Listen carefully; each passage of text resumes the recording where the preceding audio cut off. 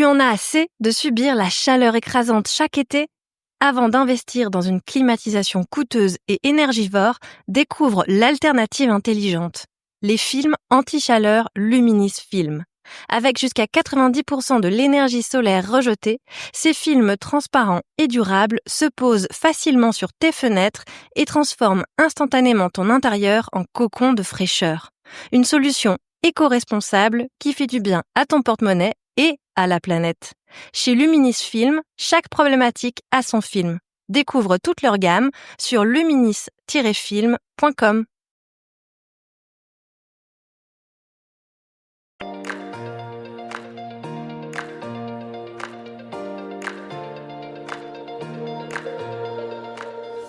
Bonjour et bienvenue sur les Clés de la Réno. Vous vous lancez dans la rénovation ? Alors vous êtes au bon endroit. Les Clés de la Réno, c'est le podcast qui vous accompagne tout au long de votre projet pour aménager et décorer la maison ou l'appartement qui vous correspond. Je suis Alison. Aujourd'hui architecte d'intérieur et décoratrice, je vous propose ici mes conseils et mes astuces pour transformer votre projet en un intérieur beau, chaleureux et fonctionnel dont vous serez fiers. Je suis passée par là. Je sais ce que c'est que de devoir gérer une rénovation en plus de son quotidien. C'est pas toujours une partie de plaisir, mais ça en vaut tellement la peine au bout du compte.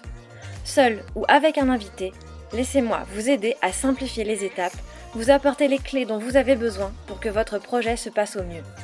Imaginez, vous saurez enfin par où commencer et comment faire les bons choix. Retrouvez-moi aussi sur Instagram, c'est tout simplement les Clés de la Réno podcast pour encore plus de partage et de retour d'expérience. Allez, on y va ?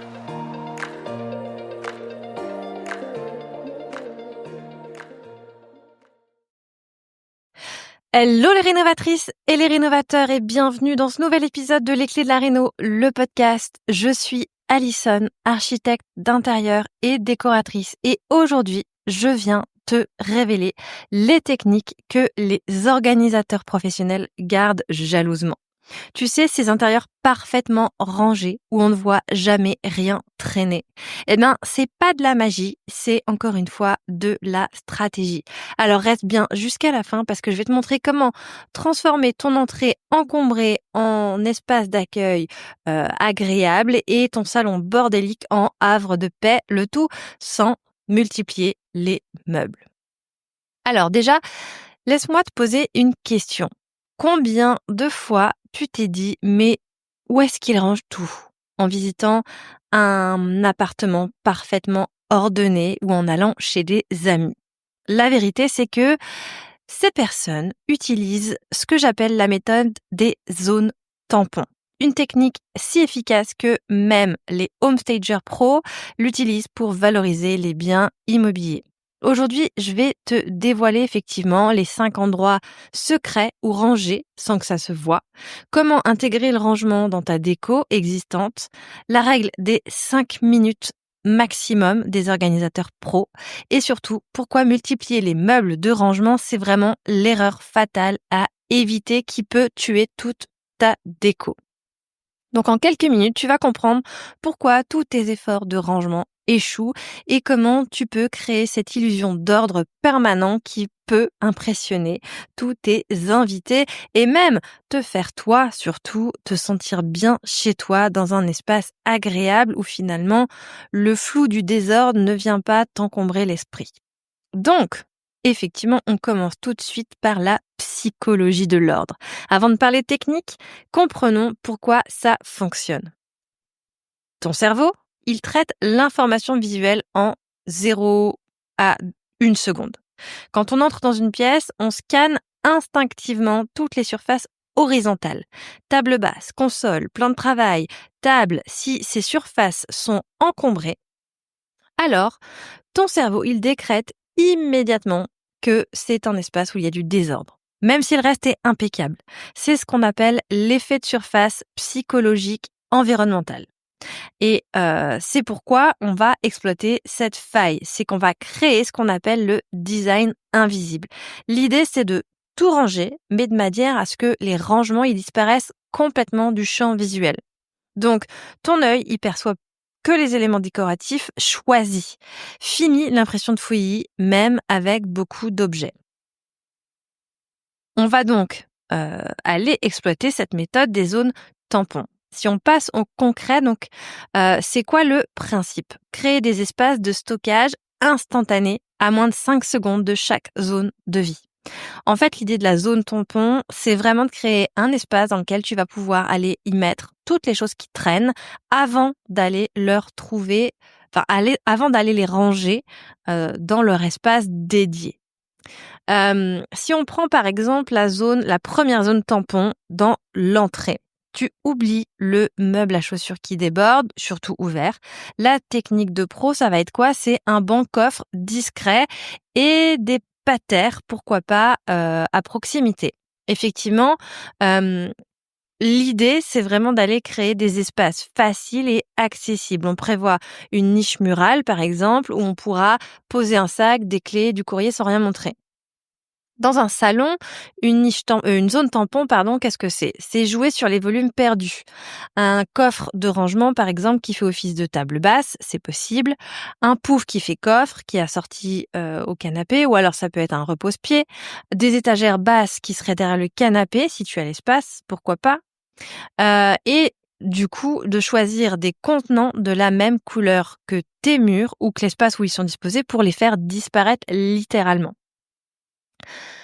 Dans la cuisine, effectivement, une cuisine futée sera d'aller exploiter l'espace toute hauteur. Moi, je préconise toujours effectivement d'aller chercher la verticalité et capitaliser sur le volume vertical. Surtout quand il s'agit de rangement, que ce soit un dressing, un placard. L'idée, c'est vraiment d'aller capitaliser sur la hauteur et donc créer un maximum de volume de rangement et arrêter de couper la verticalité en plein élan, si on peut dire. Parce qu'effectivement, ça aura aussi pour effet d'aller donner une impression visuelle de ramasser l'espace. Et en plus, effectivement, de ne pas aller capitaliser sur cet espace qui peut être de l'espace de rangement, même si c'est pas un espace de rangement hyper accessible, mais tu peux aller y ranger des choses que tu ne vas pas utiliser tous les jours. Donc effectivement, dans une cuisine, si tu vas mettre des colonnes de rangement ou des meubles hauts l'idée c'est d'aller effectivement les mettre toute hauteur pour vraiment capitaliser sur l'espace de rangement. Une autre façon de créer une zone tampon dans la cuisine, en complément, ça pourra être effectivement d'aller allonger l'îlot. Tu as identifié un îlot, une dimension d'îlot. Pour créer une zone tampon et donc avoir cette zone de rangement facile et à proximité, tu peux effectivement aller allonger légèrement l'îlot avec des caissons de 40 centimètres, par exemple. C'est pas forcément allongé énormément, mais cet espace à proximité d'une pièce à vivre, la plupart du temps, ou même dans une cuisine, va te permettre d'aller ranger des choses qui n'ont probablement strictement rien à voir avec ta cuisine. Mais les jouets qui traînent, les devoirs qui sont pas terminés, les crayons de couleur, bon là je parle surtout de l'univers de l'enfant, mais tu vois ce que je veux dire? L'idée d'avoir effectivement ces zones où tu peux cacher des choses qui seraient pas encore complètement rangées. Dans la chambre, effectivement, c'est quoi la zone tampon dans la chambre?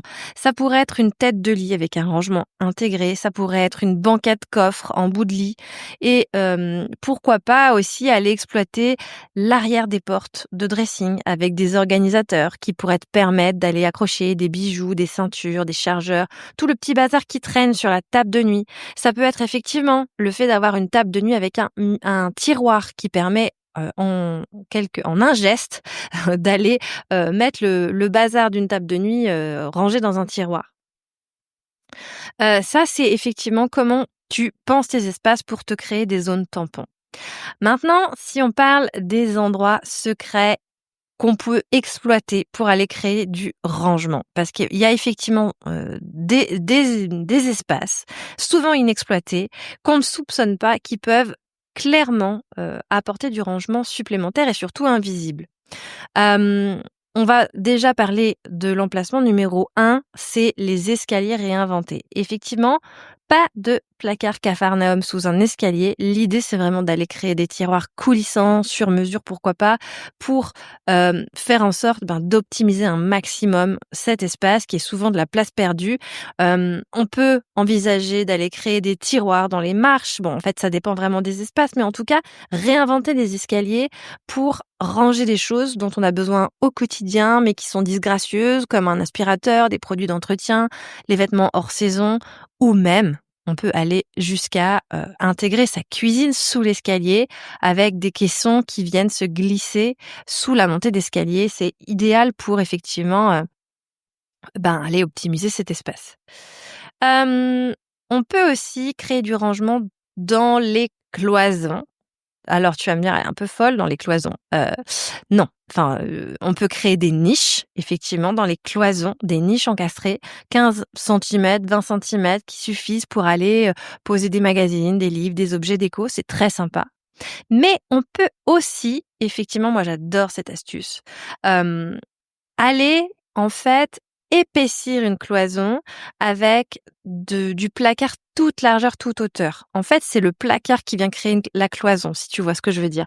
C'est-à-dire que, si tu as une cloison, avec une porte au milieu qui va déboucher sur une autre pièce, tout simplement, tu peux, aller encadrer toute cette façade murale par du placard, du caisson qui serait toute largeur, toute hauteur, qui laisserait le passage de la porte et qui en fait créerait un effet super design en allant, créer un rangement quasi invisible. Ça structure ton mur, mais ça crée un effet en fait, hyper minimaliste et tu peux aller du coup ranger énormément de choses dans cette façon de créer du rangement.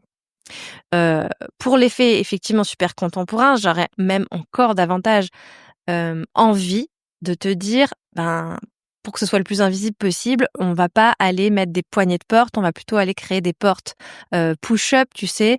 Il y a des systèmes comme ça d'ouverture de porte qui te permettent effectivement d'avoir cette façade lisse qui pourrait supposer une cloison, mais qui est en fait constituée uniquement de placards.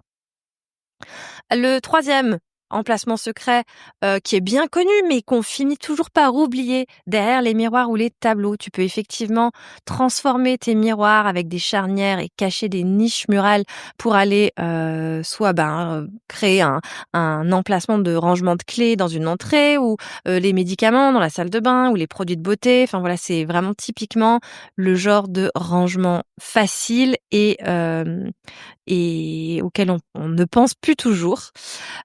Dans la chambre ou dans le salon, moi j'adore optimiser l'espace sous les lits ou sous les canapés. Donc effectivement, soit avec un lit-coffre quand on peut se le permettre, mais ça peut être un certain budget, ou tout simplement en allant mettre des caisses, sur roues, sous ton sommier et avec un cache-sommier, finalement ça se voit pas, ou très peu, ou pas. Ou sous les canapés de la même façon, si ton canapé il est recouvert d'une housse, il y a plein d'espace sous le canapé qui peut être également utilisé. Et enfin, pourquoi pas les fausses marches. Alors effectivement, là ça se prête pas forcément à tous les espaces, mais on peut envisager de transformer des marches et créer des tiroirs de rangement dans les marches. C'est discret et c'est ultra efficace. Moi, quand j'étais jeune, dans ma maison, dans ma chambre, ma mère effectivement avait imaginé un escalier constitué uniquement de tiroirs et qui me créait un bureau. Ça crée un espace de rangement, hyper optimisé pour le coup. Enfin voilà, c'est un peu, l'idée. Ensuite, effectivement, la règle des 5 minutes maximum. Ça, c'est le secret, le secret, c'est pas un secret, c'est la théorie, l'astuce la mieux gardée des organisateurs pros et la plus efficace. Le principe, c'est que chaque objet de ton quotidien doit pouvoir être rangé en maximum 5 minutes depuis l'endroit où tu l'utilises. Sinon, en fait, tu ne le ranges jamais et tu le laisses traîner. L'exemple concret et typique, la télécommande.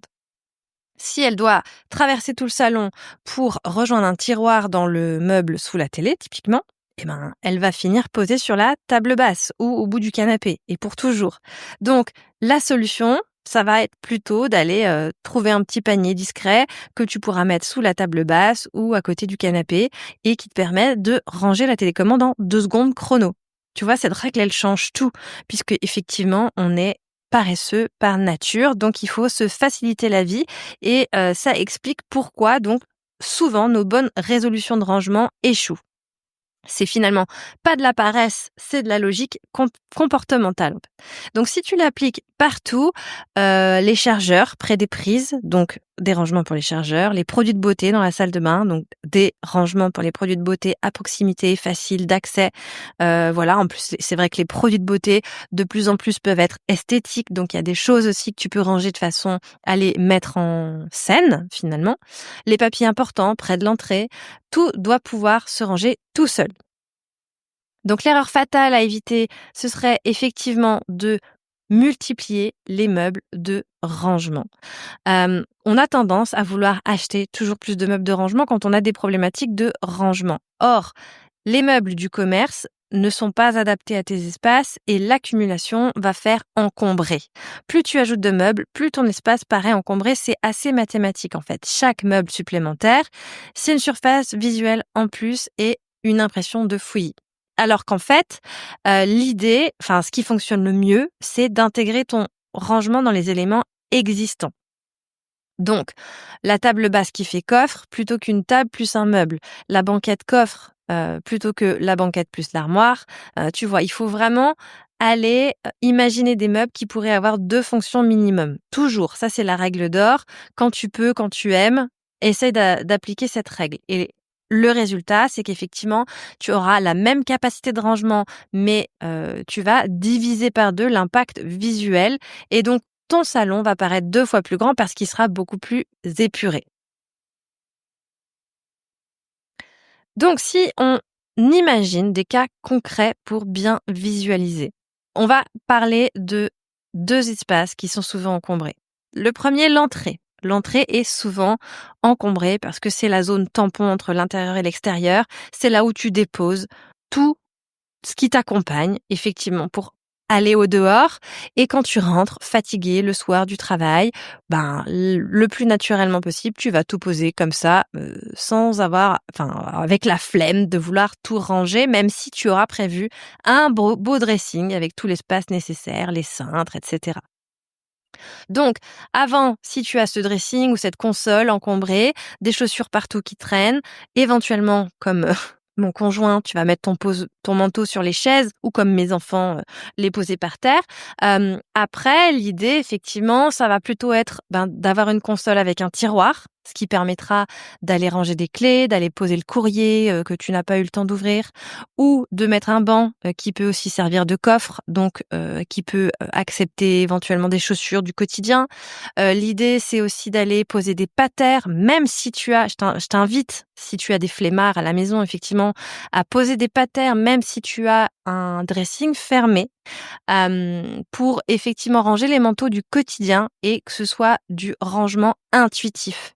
On a effectivement, comme je le disais, tous la flemme d'enlever son manteau, d'ouvrir le placard, de prendre le cintre, de poser le manteau, de ranger, etc. Alors que si tu as une patère accessible, c'est beaucoup plus simple plutôt que de faire traîner un manteau, de le ranger dans le placard, on va dire, mais en tout cas, tu vois l'idée, c'est que ça doit être facile. D'autant plus quand tu as des membres de ta famille qui sont un peu flemmards et qui seraient peut-être aussi moins accros au rangement, moins exigeants, on va dire, que toi sur le sujet. Donc ça pourrait vite te mettre dans un état de frustration immense. Donc effectivement, facilite-leur la vie et propose-leur du rangement intuitif, donc des patères ou un bon coffre pour des chaussures, comme on le disait précédemment. Tu peux aussi effectivement avoir un dressing facile avec un rideau qui facilite un peu quand même plus le fait d'ouvrir et de fermer la porte, notamment pour les chaussures, qui sont peut-être un peu mises comme ça au débeauté. Mais je pense que tu as compris l'idée. Faciliter, rendre accessible le rangement pour que tout le monde puisse faire ce qu'il a à faire et pas juste poser des trucs là où il n'a pas d'espace. Dans un salon, deuxième espace souvent bordélique, alors que on voudrait qu'il soit zen, qu'il soit accueillant. Naturellement, on va avoir une table basse qui pourrait être débordante, avec peut-être, comme on l'a dit, des magazines en pile, des télécommandes, des jouets des enfants, des plaids qui seraient un peu jetés n'importe où sur le canapé. Alors que l'idée, effectivement, ce serait d'avoir un espace plus épuré. Donc comment on fait? La table basse coffre, on en a déjà parlé, c'est une bonne solution, mais quand on a des choses sur la table basse, c'est pas toujours facile. Les paniers discrets sous le canapé, ça fonctionne très bien. L'étagère basse derrière le canapé avec les bacs assortis, ça aussi, ça fonctionne toujours très bien. L'astuce géniale, effectivement, est accessible en 2 secondes, mais invisible au premier regard, c'est bien celle-ci. C'est d'aller créer des rangements derrière le canapé que la plupart des gens ne verront pas et ne devinent pas. Les enfants eux-mêmes, du coup, vont vraiment ranger naturellement parce que c'est devenu plus simple que de laisser traîner, en fait. L'idée, c'est vraiment ça, c'est d'aller imaginer des rangements pour que ce soit simple plutôt que de laisser traîner. Et donc enfin, comment on fait pour intégrer le rangement dans sa déco? Parce qu'effectivement, il ne faut pas que le rangement devienne, le point noir dans ton intérieur. Faire du rangement un élément décoratif, c'est crucial pour faire en sorte de faciliter le rangement de tout le monde et multiplier les sources de rangement. Donc la première technique, c'est le camouflage chromatique. Je t'en ai un peu parlé déjà. L'idée, c'est que tous tes contenants de rangement, ils soient dans la couleur dominante de la pièce. Pour les faire disparaître, littéralement, on ne les voit plus, ils font partie de la déco. Par exemple, aller positionner des paniers, en matière naturelle sur un parquet en chêne. Donc effectivement, un panier en osier, un panier en rotin, qui aura effectivement la même teinte qu'un parquet en chêne. Mettre des boîtes blanches sur des étagères blanches ou au contraire, si tes étagères sont colorées, aller assortir tes boîtes de la même couleur. Ensuite, on va avoir l'empilement décoratif. Ça va être transformer tes besoins de rangement en composition esthétique. Donc, tu crées une pile de beaux livres ou de beaux magazines que tu collectionnes pour aller cacher une télécommande, par exemple. Tu choisis un panier un peu sculptural pour faire devenir un élément de déco tout en étant un élément de rangement. Voilà, l'idée c'est d'aller effectivement imaginer le rangement comme un élément de déco. Le détournement d'objets, technique 3, vieille comme le monde. Effectivement, aller, te procurer des éléments anciens qui peuvent à la fois servir de déco, mais qui sont du rangement comme une vieille valise, par exemple. Ou alors une échelle en bois, qui peut te permettre d'aller, porter des magazines, porter des plaids, ça dépend un peu l'échelle de l'échelle. Des cagettes, ou des, on dit enfin cagettes ou des caisses anciennes. Moi, j'ai beaucoup de caisses de dynamite chez moi que, j'ai effectivement récupérées dans mon ancienne maison qui traînaient dans la cave puisque l'ancien propriétaire était soldat, dans l'armée de l'air et je ne sais pas comment ça se fait. Il avait, accumulé des caisses de dynamite. Donc on a des jolies caisses de dynamite en bois, patinées par le temps, qui nous servent à tout un tas de choses et de rangements. Et donc effectivement, ce sont des éléments de rangement qui apportent du charme, et c'est il y a tout intérêt à capitaliser là-dessus. La magie aussi, donc du tout hauteur ou du toute largeur, c'est la technique numéro 4. J'en ai parlé juste avant, mais alors pour moi, c'est vraiment une technique hyper efficace pour faire en sorte d'aller créer du rangement invisible. Toute hauteur et toute largeur, je t'en ai parlé pour la cuisine, je t'en ai parlé pour les dressings, mais le toute largeur fonctionne aussi très bien si on imagine un couloir un peu sous pente, pourquoi pas, avec un espace qui est du coup inutilisé, puisque en dessous d'1,80 m par exemple, tu vois, tu peux effectivement capitaliser sur cet espace pour aller mettre des caissons de rangement style meuble bas, de cuisine, qui feraient toute la largeur et qui te permettent d'aller poser des éléments décoratifs dessus, mais qui te créent un linéaire de rangement incroyable en dessous. Et en allant créer le camouflage chromatique parce que tu l'auras teinté dans la même teinte que le mur sur lequel il est entreposé ou l'espace dans lequel il est entreposé, en fait, ce rangement devient invisible et devient vraiment un élément d'aménagement décoratif, esthétique, au-delà même du rangement fonctionnel.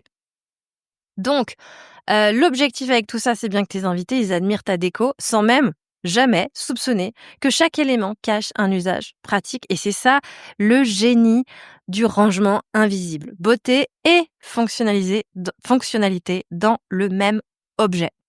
Donc, si on récapitule et qu'on établit un plan d'action, on peut déjà commencer par identifier les zones tampons. C'est quoi les zones tampons prioritaires dans chaque espace, notamment l'entrée, le salon, la cuisine et la chambre. Tu chronomètres le temps que tu mets pour ranger chaque objet du quotidien. Et là, donc, ça te permet de visualiser qu'il y a certaines choses qui manquent d'un rangement associé ou qui ne sont pas proches d'une zone tampon. Ensuite, dans l'étape numéro 2, tu appliques donc la règle des 5 minutes. Tout ce qui prend plus de temps que 5 minutes à ranger doit avoir une solution plus proche. Donc, tu trouves une solution. L'étape numéro 3, tu intègres progressivement des rangements invisibles. Donc, tu commences par des solutions sans travaux. Tu trouves des paniers assortis, des boîtes de camouflage, tu détournes des objets et éventuellement, si ton besoin est plus important, tu commences à réfléchir à des rangements plus audacieux, plus invisibles, plus sur mesure, avec des caissons, comme on l'a dit, tu crées du toute hauteur, du toute largeur. C'est des choses qui viennent clairement impacter le bien immobilier, là pour le coup. Alors, peut-être que tu vas perdre en surface plancher, mais tu vas probablement gagner en surface utile, puisque tu n'auras plus effectivement ce sentiment de désordre permanent. La semaine prochaine, on attaque effectivement un autre secret jalousement gardé. C'est comment créer une ambiance cosy instantanément, même dans un logement froid et impersonnel que tu ne peux pas modifier, par exemple, si tu es en location. Je vais te révéler donc la technique des points chauds et comment les décorateurs utilisent les sens finalement pour transformer n'importe quel espace en cocon. En attendant, on arrive à la fin de cet épisode. Merci de m'avoir écouté aujourd'hui. Je suis vraiment ravie d'avoir été là pour toi et pour t'apporter des solutions de rangement intuitifs, immédiats ou pourquoi pas plus sur le long terme si tu es en train de repenser ton espace. J'espère que cet épisode t'a plu. Si c'est le cas, n'hésite pas à me dire en quoi il aura pu t'aider. Partage-le autour de toi sur Instagram, laisse un avis toujours. Je te remercie de ton écoute et je te dis à la semaine prochaine. Si vous avez écouté jusqu'ici, c'est probablement que l'épisode vous a plu. Alors n'hésitez pas à en parler autour de vous, amis, famille, tous ceux qui rénovent sont les bienvenus. Vous pouvez aussi évidemment laisser un commentaire sur Apple Podcast ou une note 5 étoiles sur Spotify. Et si vous souhaitez être informé des prochains épisodes, n'hésitez pas à vous inscrire à la newsletter ou à me suivre sur Instagram. Le podcast, c'est fini pour aujourd'hui, mais je vous dis à très vite pour un nouvel épisode.